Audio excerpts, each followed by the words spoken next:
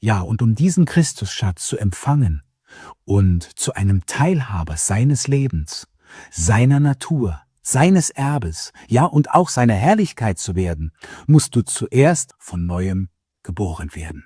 Ja, wie funktioniert das? Diese Frage stellte schon vor 2000 Jahren Nikodemus an Jesus und er sagte, wie soll das geschehen? Muss ich zurück in den Leib meiner Mutter? Und Jesus sagte, nein, es handelt sich hier um eine geistliche Geburt. Ich vergleiche es gerne mit einem PC oder mit einem Laptop. Weißt du, deine menschliche Natur, sprich dein menschliches Betriebssystem, das dir bis heute regelmäßig Probleme, ja, oder vielleicht sogar Abstürze beschert hat, weil es unvollkommen und fehlerhaft ist. Das muss durch ein neues, göttliches Betriebssystem ausgetauscht werden.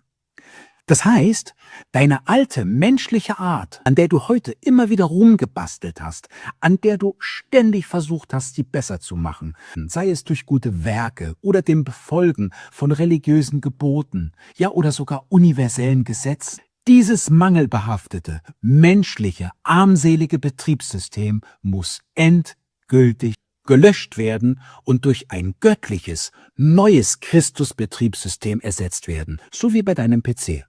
Du wirst einfach neu gestartet und empfängst ein völlig neues, göttliches, vollkommenes Christusleben. So einfach ist das. Es heißt, bitte ihn und du empfängst sofort sein Leben. Paulus beschreibt das im 2. Korintherbrief. Da heißt es, darum ist jemand in Christus, so ist er eine neue Schöpfung, sprich eine neue Art von Menschen.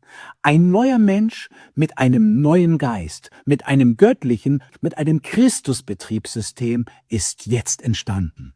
So wie Christus ist, bist jetzt auch du in dieser Welt. Paulus, der das als Erster erlebt hat, beschreibt das in Galater 2, Vers 20. Jetzt bin nicht mehr ich es, der lebt, spricht der alte Paulus mit seinem alten menschlichen Betriebssystem. Nein, sagt er, Christus ist es jetzt, der mich lebt. Und solange ich in diesem menschlichen Körper lebe, lebe ich dieses Leben als seine Verkörperung, sprich als Christusverkörperung hier auf dieser Erde. Es gab ein Leben vor Christus, es gab dann ein Leben nach Christus.